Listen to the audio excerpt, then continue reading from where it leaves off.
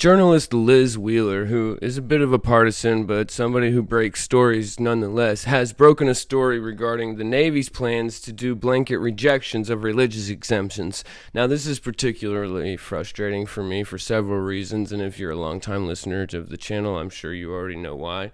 But the thing that's most infuriating about this is that the military, historically, is a very religiously accommodating place. In as many cases as possible, it's the military who has made leaps and bounds forward in the government in regards to accepting the separation of church and state and the acceptance of individually held religious beliefs.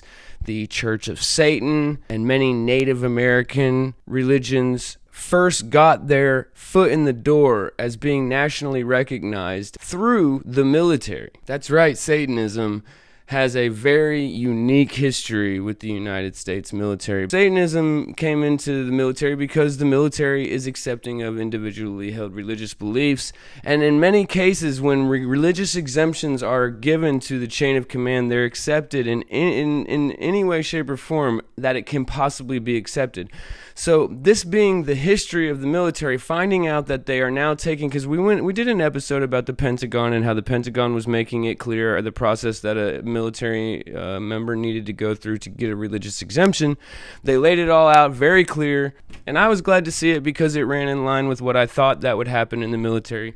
And then I'm seeing that this is happening. Now, you guys, first of all, so few people are actually going through the process of applying for these religious exemptions. It's highly disappointing. But in the last video I made, I was asking, why are they so obsessed with the military?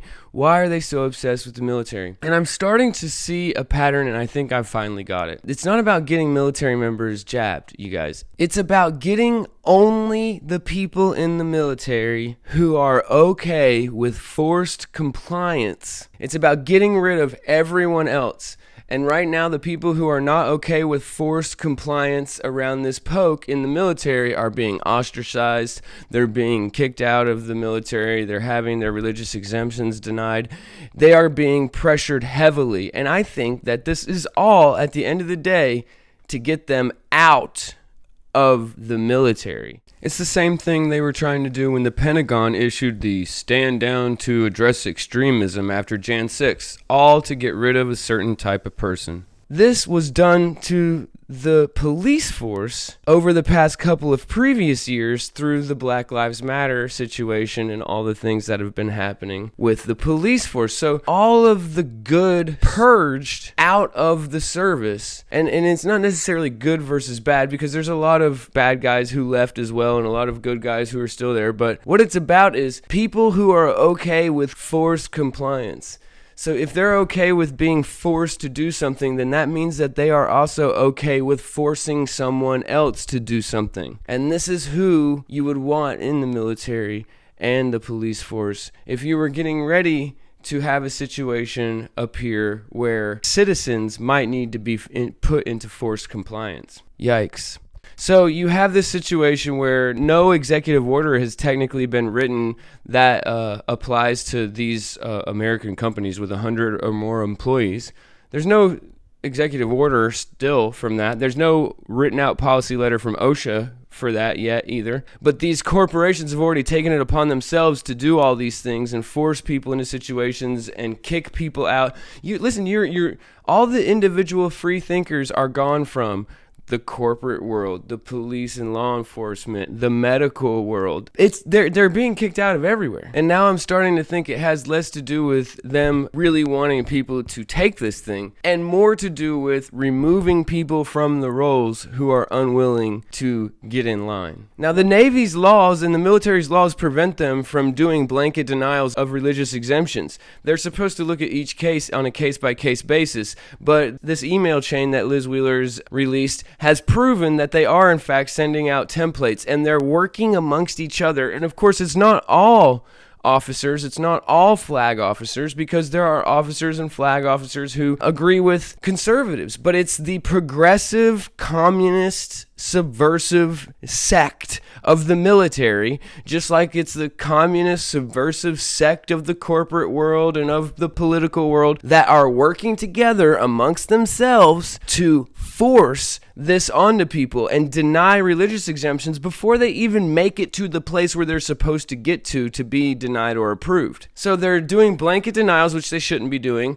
They're breaking chain of command and having other officers do the denials other than the officers that's actually supposed to be doing it.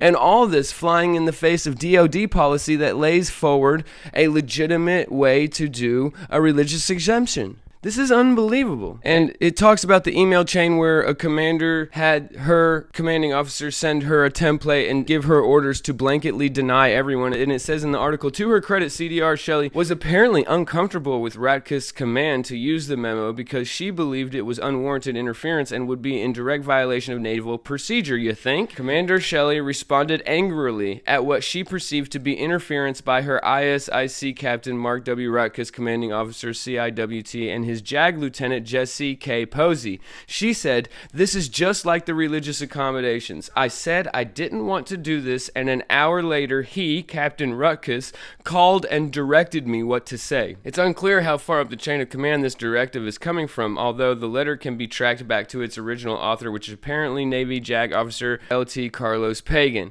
So again, they can't quite trace where the buck stops, right? We don't know where this is actually coming from, this misdirection of information to a different chain of command to approve or deny these letters. We don't know how that's happening. Pagan reportedly works for a 2-star RADM Peter Garvin, who is the commander of Naval Training and Education Command. But, as Wheeler points out, a 2-star general like Garvin should have no role in these religious exemption decisions because the chain of command for these types of requests goes directly to a 3-star CMP after being reviewed by the service member's 06 captain. And the Navy policy says commanders and staff should remain objective in considering requests to accommodate religious practices. Commanders will not deny or recommend denial of a religious accommodation unless the denial or partial denial furthers a compelling governmental interest and is the least restrictive means for furthering that compelling government interest. In the example Wheeler puts in her tweet storm, there's a rejection letter that's signed by a commander that it says the request was denied because they failed to include any specific religious tenet that would warrant the exemption.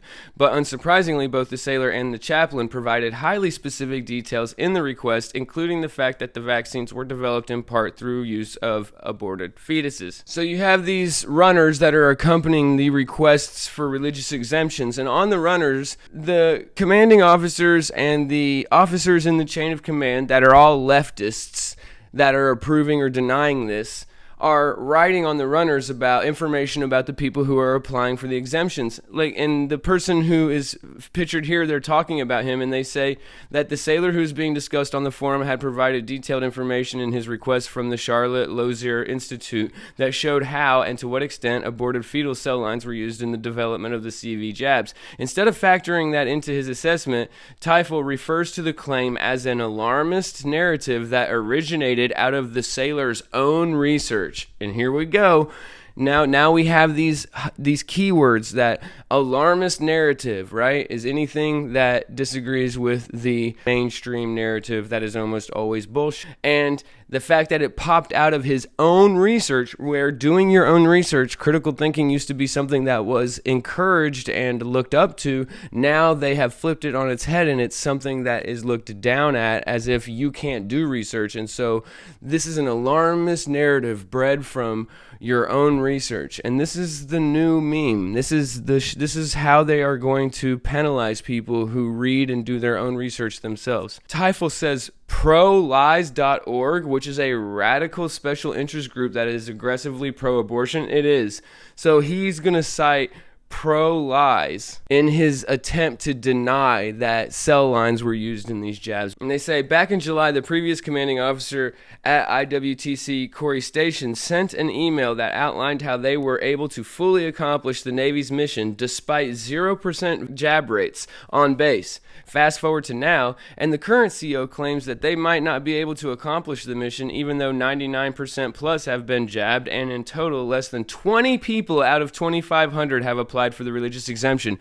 So you had a conservative or a middle road or maybe just not an insane person that was the previous CO there, and he wrote an email saying this is how we can accomplish the mission even though nobody's poked, right?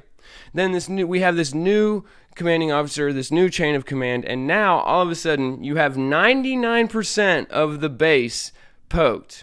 You only have 20 out of 2,500 that applied for the religious exemption, and yet this new commanding officer and chain of command is hyper focused, going crazy, and literally breaking naval regulations to hurt, defame, and castigate these 20 people. Less than 10% of the base asked for a religious exemption, and they're scheming to deny these people this exemption. And Liz Wheeler says, this is what people in positions of power in the Navy think about people of faith, and these are the resources senior leaders are using to consider these religious exemption requests. Does this sound like a fair process to you? It's unbelievable. It's really unbelievable. You wouldn't be able to understand it unless you realized that it had nothing to do with those 20 soldiers. It has nothing to do with a religious exemption. It has nothing to do with any of that. The only thing it has to do with is forced compliance and how you feel about it. And then, depending on how you feel about it, whether or not you're allowed to stay in the military. Because they can't have anybody in the military anymore who's not okay with forced compliance. And when I say forced compliance, I mean they're okay with being forced to comply with something, and they are also okay with forcing someone else to comply with something. That's what this is. It's a giant litmus test. And they're going to kick you out, not because you have a religious exemption, not because you believe in God. No, because you question authority to a level that is unacceptable for what is to come. Anyways, guys, like, share, subscribe to the channel. Catch y'all next time. Peace.